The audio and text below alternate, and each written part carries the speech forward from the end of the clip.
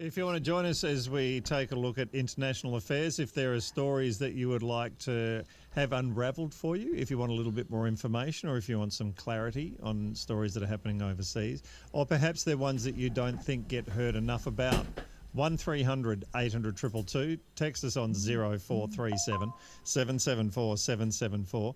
Dr. Keith Suter, Director of Global Directions Think Tank, is with us this morning. Hello, Keith. Yes, good morning, Trevor. Keith, okay, let's start with Russia and Ukraine and the talk of annexing bits of Ukraine and the possibility of a referendum to do so. How do you see that? So the referendum was held at the weekend and, as expected, was in favour of those provinces in eastern Ukraine being absorbed by Russia. Nobody's taken this seriously outside of Russia.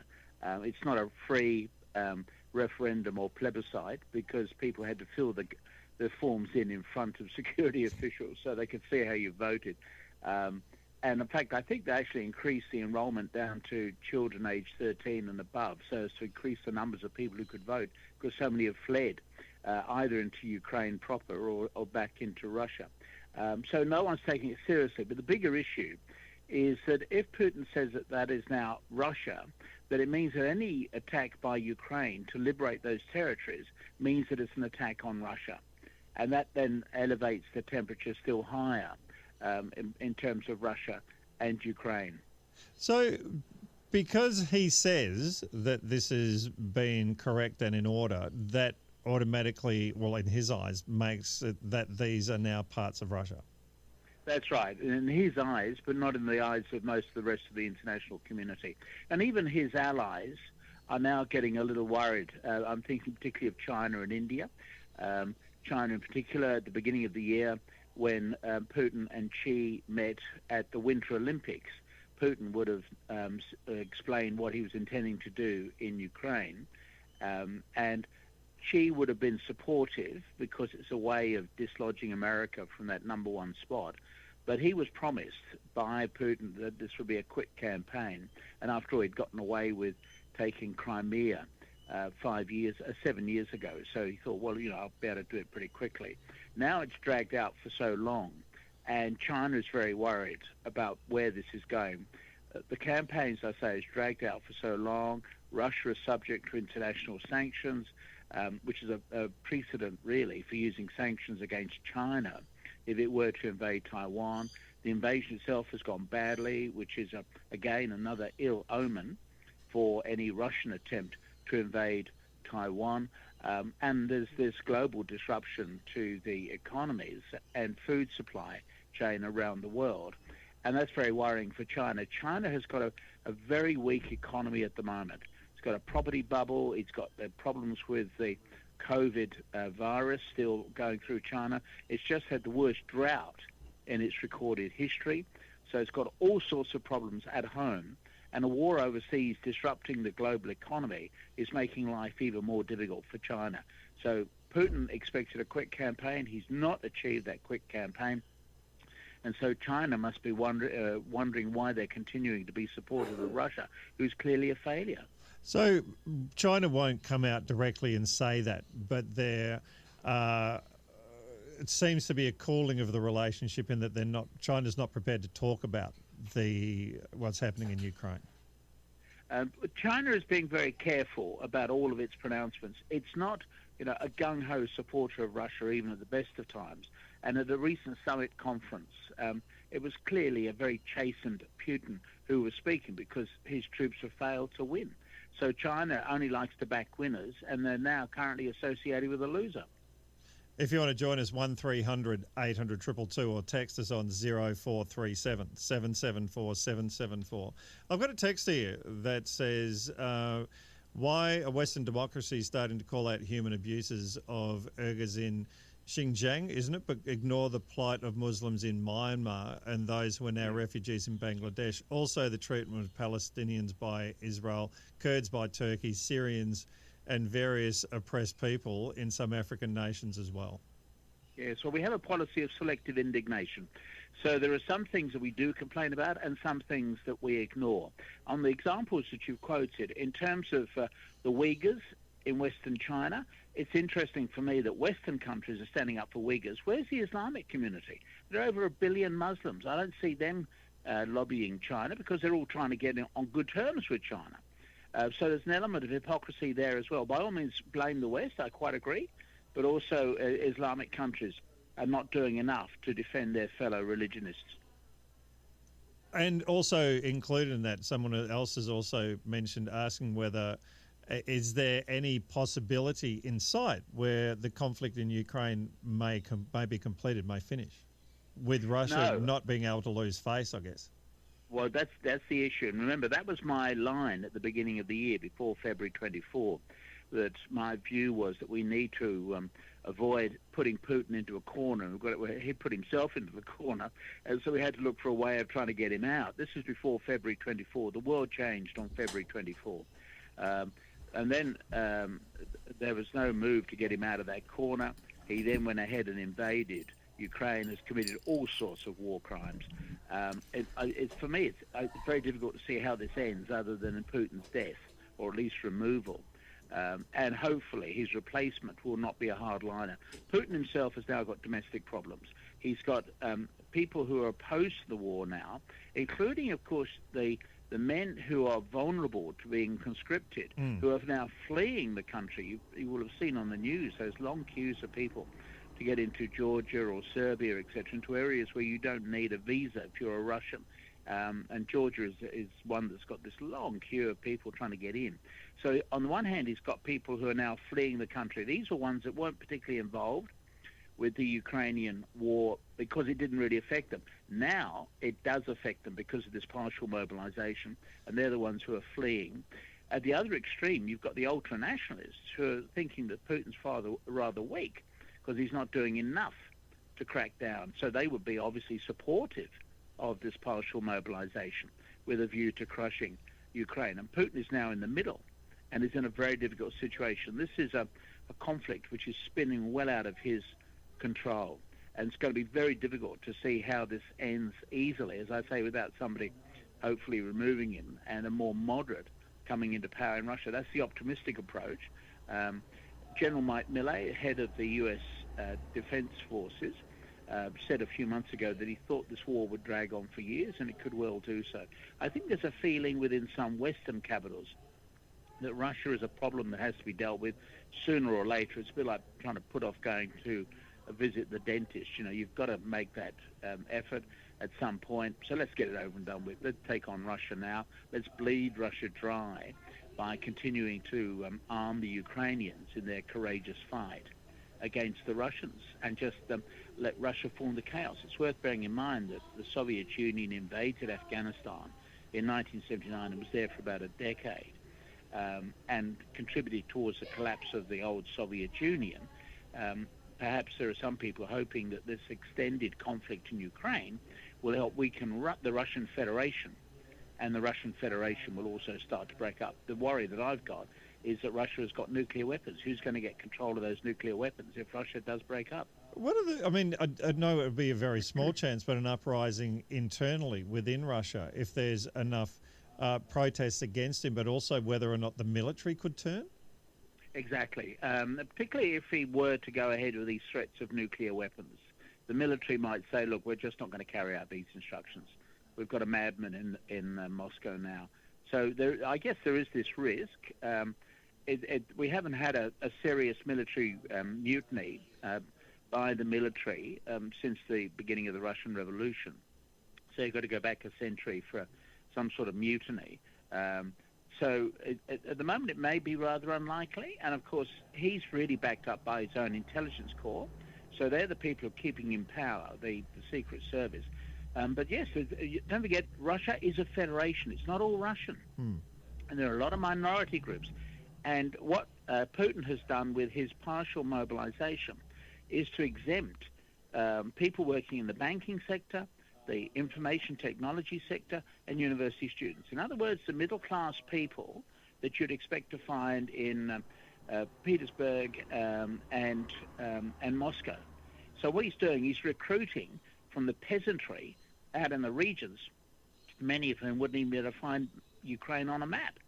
And so the burden is falling disproportionately hard on the non-Russian minorities within the Federation. 1300 800 222 is our number. We'll take some calls. David joins us. Hello, David.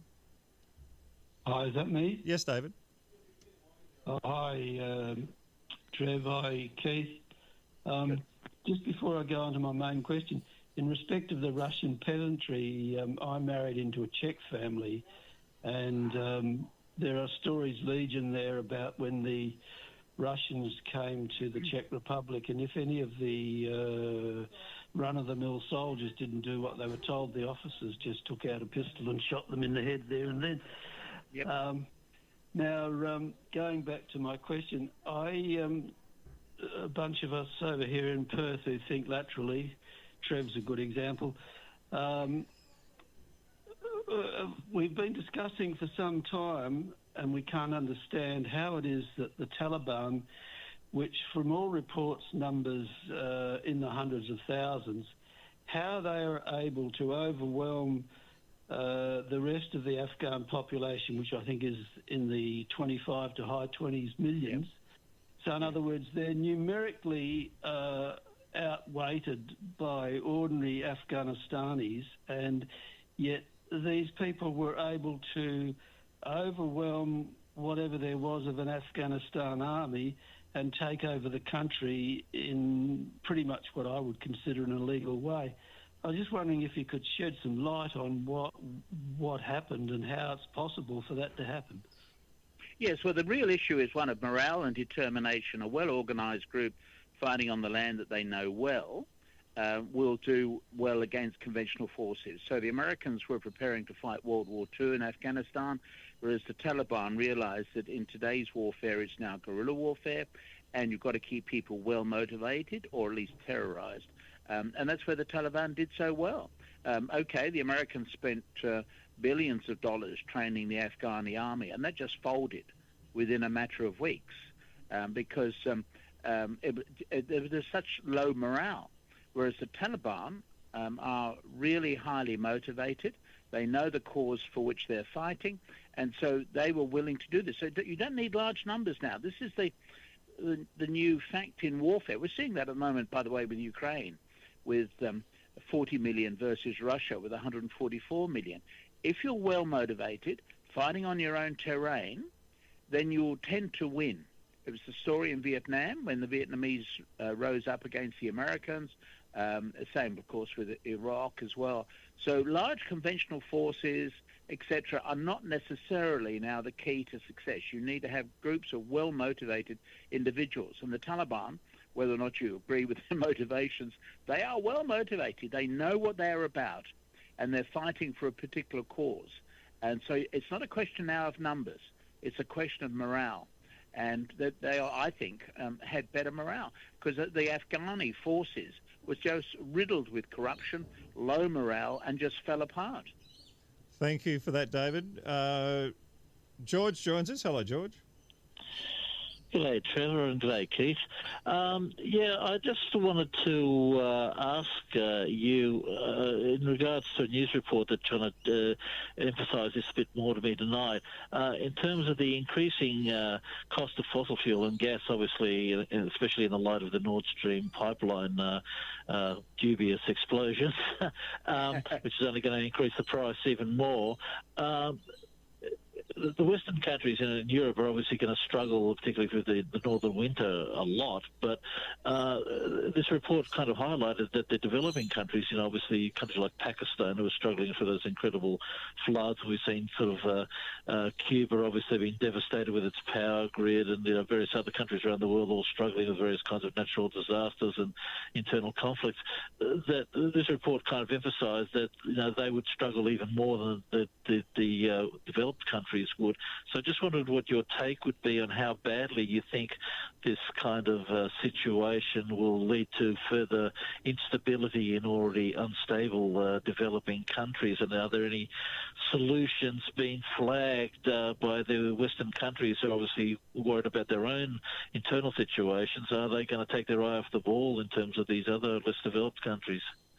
Well, they have taken the eye off the ball. I don't think it was ever on it, to be quite honest. So you're right. You're identifying places, as you just said, like Cuba, Pakistan, Puerto Rico, I think, is also still without power. What is happening is that nature is striking back.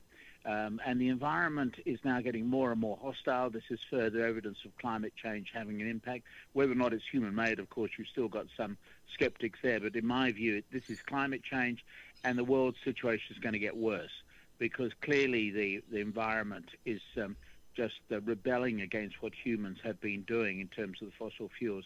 I don't see any easy way out of this at all. If you're a rational person, then you would talk in terms of a mobilization, as we saw at the beginning of World War II, when the Americans entered World War II. And the standard example is President Roosevelt's January 1942 speech to Congress, where he sort of laid out how America was going to win the war through the overproduction or excessive production of equipment. And Ford in Chicago, one company, ended up producing more material than Italy. So there was this real sense of urgency, and governments were willing to work together to beat this common enemy of Germany and Italy and Japan. We don't see that. The politicians at the moment are just so short-sighted, and they're not really dealing with any of these really big issues. Therefore, we have these succession of failures at climate change conferences such as Glasgow, etc. We're not getting the big breakthroughs. We're not getting the sense of wartime mobilization. The politicians have got the concentration span of a flea. So from that point of view, I am pessimistic. What gives me a bit of hope is the grassroots activities. But the problem is you can still be winning battles but losing the war. So we see great initiatives that are underway at local levels by people who, like me, have just given up with politicians and are thinking globally and acting locally. But whether that'll be enough to save the world, and certainly, as you've identified, the whole issue of the developing world, there are good non-governmental organizations at work there. I think that's one of the signs of hope. But it's going to be very difficult to get the big breakthroughs that we require. You look at Senator Joe Manchin in the United States, for example, heavily supported by various fossil fuel companies, and he's been making life very difficult for his own president. He's a Democrat senator from a traditionally Democrat state, hindering the work of a Democrat president, Joe Biden. So unfortunately, I'm very pessimistic about the political process. With the pessimism of the political process is one thing. We know that it's not only governments that run countries and run the world, but it's large corporations and businesses. Do you think that large corporations and businesses will recognise the difficulties that governments are putting them into and start to have an effect themselves? Companies are there to make money. So if it will assist them to make money, yes, the companies will come in behind environmental measures. And certainly some companies are doing very well at that. There's also the risk of what's called greenwashing, where a company pretends to be protecting the environment, but it's only just simply going through the motions. That's the risk that we run with environmental and sustainable governance.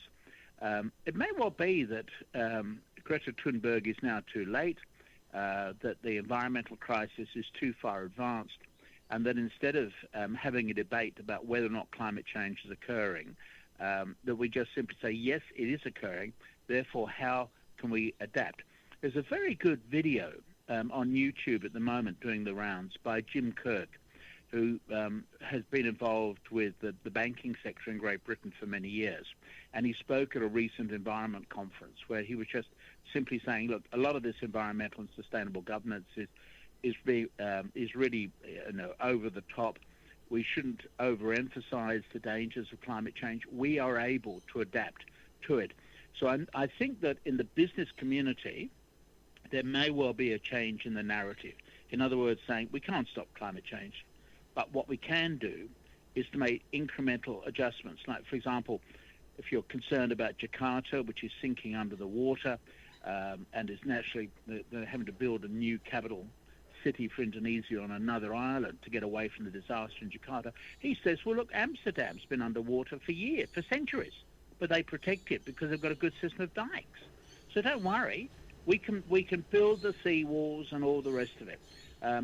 So by Jim Kirk, you'll find it on YouTube, and for me it represents a very controversial but an innovative way of looking at the climate change, moves away from this debate between Greta Thunberg, the doomsayers, and some of our own Australian politicians who just don't believe there's a problem with climate change. What he's saying is, yes, there is a problem with climate change, but don't worry.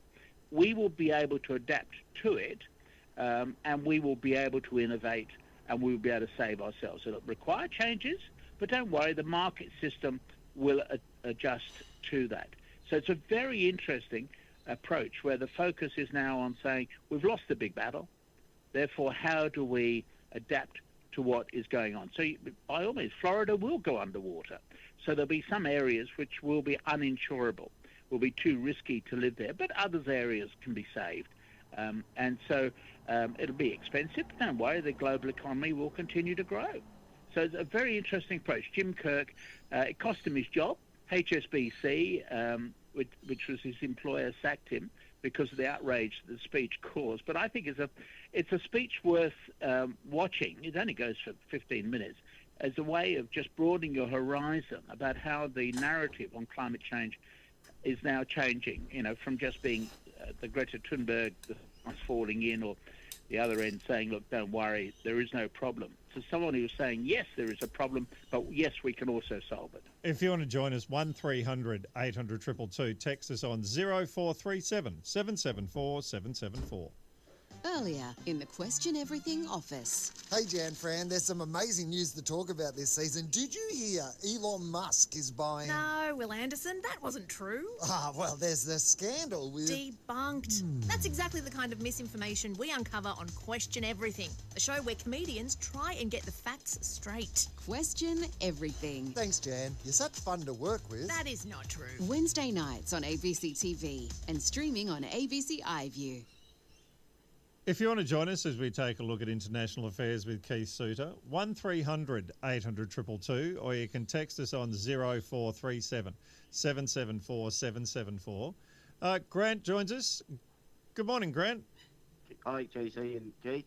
Just in regards to the fact that Monday was the International Day for the total elimination of nuclear weapons, a quick question for Keith. Can you comment about Australia being signed on to the Rarotonga Treaty or the South Pacific Nuclear Free Treaty, and in regards to the AUKUS, especially the nuclear-powered submarines, and in regards to the opposition, especially also from the Pacific nations, but also from the East Asian nations, from Indonesia all the way up to Malaysia. Any conflict that you can see there, Keith, in regards to that? If you could answer. Yeah, very good question. Thanks very much. I think let me just say the Treaty of Rarotonga is almost 40 years old and created the South Pacific Nuclear Free Zone Treaty. So back in those days, the idea of getting general and complete disarmament, which is the standard phrase that was being used, that just didn't seem to be possible. So then the idea occurred that we could create areas that would be free of nuclear weapons. And so countries that are in these nuclear-free zones, these large geographical areas in Latin America or the South Pacific, Antarctica was the first nuclear-free zone. So countries that are in these nuclear-free zones agree not to acquire nuclear weapons. And so it was a really big breakthrough and a good one. The problem is with this AUKUS deal. So the AUKUS was from 1 year ago. It's a deal between Australia, the United Kingdom, and the United States. And it was launched with a great deal of fanfare. But the problem is we don't know what it's all about. It's clearly the cornerstone now of Australian defence. It's not really such a big deal for the United States. And the UK is still trying to work out what its role is in the world.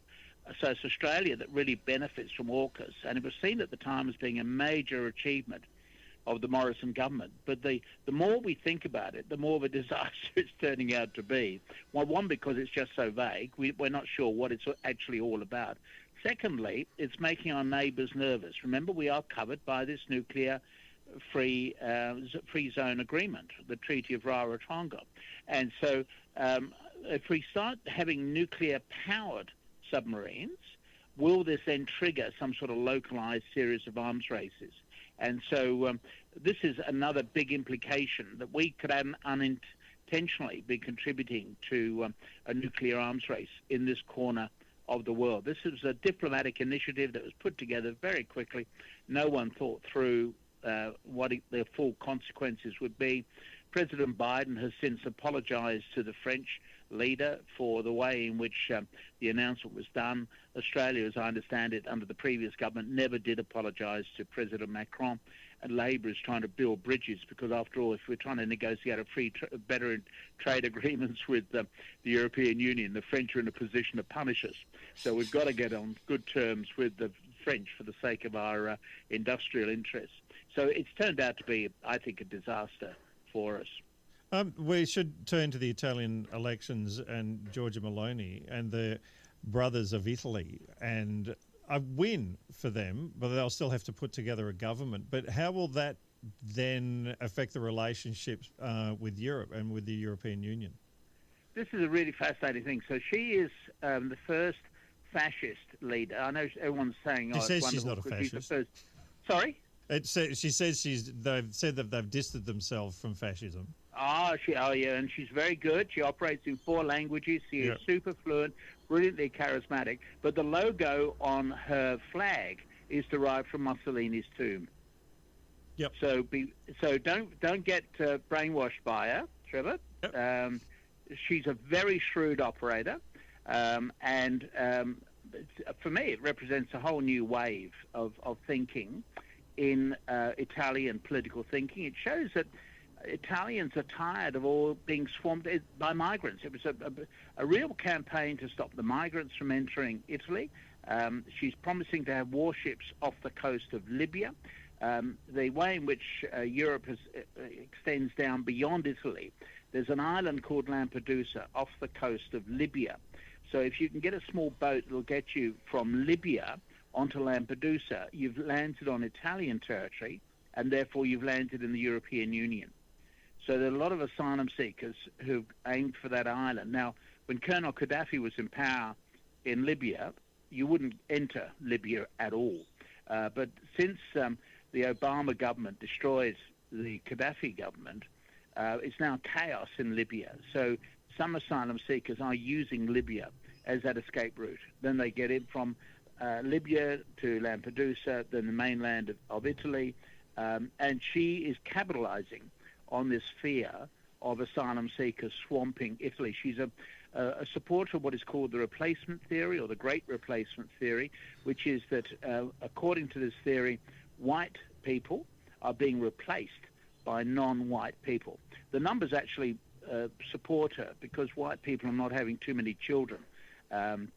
Africa, by contrast, continues to have a population explosion, so that by the end of this century, there'll be more people living in Africa than in India and China combined. And Nigeria, for example, will have more people than the entire United States. So what she's doing is she's looking at the numbers from a racist point of view and just saying we're going to be replaced by non-white people. And what I found fascinating is that if you can have a colourful, attractive speaker, and she is brilliant. I was watching her giving a speech in Spanish, fluent in Spanish, and that's one of the 4 languages that she has. She's a really remarkable person, right from with a political career that goes back to her being a teenager. We've got TV film footage of her as a teenager, campaigning even then. So for me, she's quite remarkable. Now, what is reassuring is that Italian governments don't last very long. They're a bit like Australia. They don't last long. They overthrow their leaders, etc. You get someone like Mario Draghi, the outgoing prime minister, who just gave up in the end. Found Italian politics impossible. He's a European Union bureaucrat. He just found dealing with the Italians back on his own soil so difficult. And this may yet happen to her. Her party did well at the expense of some of the other right-wing parties. So yes, she is very popular, but how long that'll last for? Because Italy's problems are not ones relating just to migrants, but you've got big, some of the issues that have already been raised this morning in terms of, climate change, the economic downturn, the implications of the cessation of Russian energy getting into Western Europe. These are all going to be long-term issues, which no one politician, no matter how charismatic she may be, no one politician can solve these big structural issues. How does the European Union, though, deal with the rise of nationalism within countries like Italy? Well, they're dealing with it also in the case of Hungary, where the leader in Hungary calls himself the leader of an illiberal democracy. In other words, he's just fed up with the Western values being evoked by the European Union. So it seems to me that there's clearly a limit to the tolerance in some countries of what might be seen as political correctness or woke thinking and that sort of thing. And that's where Orban, the leader in Hungary, has done so well in just simply working out a way of reacting against all of this. And I think she's going to be doing the same. You know, she's against gay marriage and all the rest of it. As I say, these are dealing with cultural issues, and cultural issues are what absorb a lot of time. Just look at how toxic the United States is at the moment. But you've got these big structural economic issues, and they need to be addressed. I don't think the woke politics is really the real problem, but it is, of course, because the left have made it such a major issue. But I think we've got some really big fundamental economic issues, the climate change issues, etc. These are the ones I think that need to be addressed. But at the moment, we're just bogged down talking about political correctness and whether or not you should risk going to see a Disney movie. Jeff, is that what you wanted to talk about as well? Yeah, pretty much. Just why across the planet does there tend to be such a leaning towards conservatism and fascism or whatever at the moment? And why does that tend to be rising at the moment? And it sort of tends to make not so much sense because, I mean, there's a lot of hatred and there's a lot of ugliness that comes with conservatism and fascism. So why do people want this ugliness? So, Keith, is it a matter of tapping into those emotional issues that will may go to for a short term, go to elections and to votes, but is outside those economic issues? Yeah, I think that what we're seeing is the rise again of authoritarian government. People need to have authoritarian leaders. This is what we're seeing. In other words, people who will tell you what to think and give you a sense of assurance and stability. And so that's what people are craving. People have a low level of interest in politics. So when somebody comes along saying, support me and I'll maintain order, which will enable you to spend more time discussing sport or Hollywood movies, etc., that's what people will support. But there is also this undertone of racism and fear that people express. So it's a very difficult, it's a very dangerous situation in which we find ourselves. But we've been here before. This is what happened in the 1930s. It's a rerun of the 30s. Julie, good morning. Oh, thank you, Trevor and Keith, for this very important discussion. I just wanted to swing back to the Russians. The Russian people have had such bad treatment, always, from various regimes. But this one is particularly malevolent. This man is a narcissistic megalomaniac. He's just as bad as Hitler, and the poor Russian people are stuck with him. I agree. For me, what's been really fascinating is that on February the 14th, February 24th this year, when Russia invaded Ukraine, the world's largest grain producer invaded the world's fourth largest grain producer. Now, what is interesting is that in Tsarist Russia, the peasants there were the major exporter of grain to the international community. The communists took over. They then wrecked the farming system. And it was only in the 1990s that Russia got back to its position of being a major grain exporter. In fact, in the 1970s, Louis Heron, a British writer, actually wrote a book called Who Will Feed Russia? Because Russia was doing so bad at agriculture. Then they were able to get going again in the 90s, and all of that's been squandered by Putin. And so I feel very sorry for ordinary Russian people. They've suffered so much for so many centuries. You're right, Julie. It's a terrible situation for ordinary Russians who have got yet another bad leader. They've had a succession of bad leaders for the centuries. A text here from Mary who wants to ask, referring to the new Italian leader, governments who want to protect their borders shouldn't be called racist. Is there a difference between protecting your border and being racist, Keith? Well, that's a very good issue because that's what John Howard raised, with this idea that we would decide who comes into this country. And you've got this balance to be maintained, that you have an obligation if you're a national government to maintain your own border, but at the same time you've got to be careful that you're not doing it in a racist way. And I think what we're seeing is we've had a brief period of globalization when people were able to move freely from one country to another.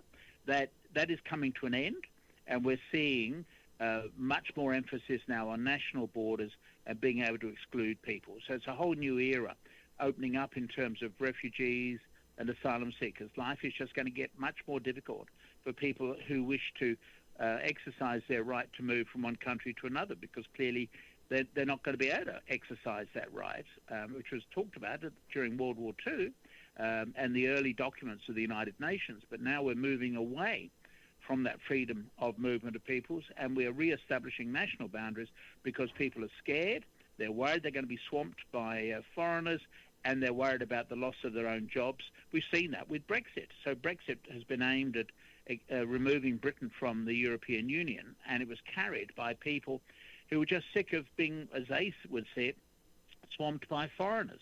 The most common second language in England is Polish, or was before the Brexit vote. And so people were saying, look, let's just get rid of all these foreigners. Well, now they've got rid of them, and there's a labour shortage in Britain at the moment. You do need people moving from one country to another. And that's what the United Nations was all about 70-odd years ago when all this debate began. But now we've got people raising the boundaries, and there are labour shortages, and we're running out of people. China has just had peak population. From here on in, the Chinese population will decline in numbers. The Russians are already declining. The Japanese are now just basically an old people's home. So you've got real problems because some nations now have such low population growth rates. You need 2.1 children to be born to each woman. That's not happening. So we're actually going to be running out of people. There'll come a time when we'll be needing more people from Africa. So you're right, we shouldn't be focusing on the racism, but unfortunately, people with their short-term thinking are scared of foreigners. And politicians play to that. A minute and a half to the news. How do you feel about our new British Prime Minister? Well, she's already in crisis. The pound has just sunk to its lowest level. She's introduced tax cuts for the rich. So the rich will certainly do well out of her. I think she's been a disaster so far. It's going to be very difficult to see how they're going to repair the damage that's been done. The problem is, of course, Labour itself is riddled with scandals and controversies, not reported in the British left-wing media, but it is a very good Al Jazeera investigation of corruption within the British Labour Party. And so Labour is not particularly good either at the moment, I'm afraid. So I'm sorry to be so pessimistic about politics, but then, Trevor, you always complain about my being pessimistic. I just like your honesty, Keith. It's great to talk to you, as always. Thanks very much. Keith Suter, Dr. Keith Suter, Global Directions think tank is the person that he's from. If you want to join us, 1300 800 222. Text us on 0437 774 774. The news is coming up. After the news, we're going to take a look at what's happening in regionals across the nation and some rural stories as well.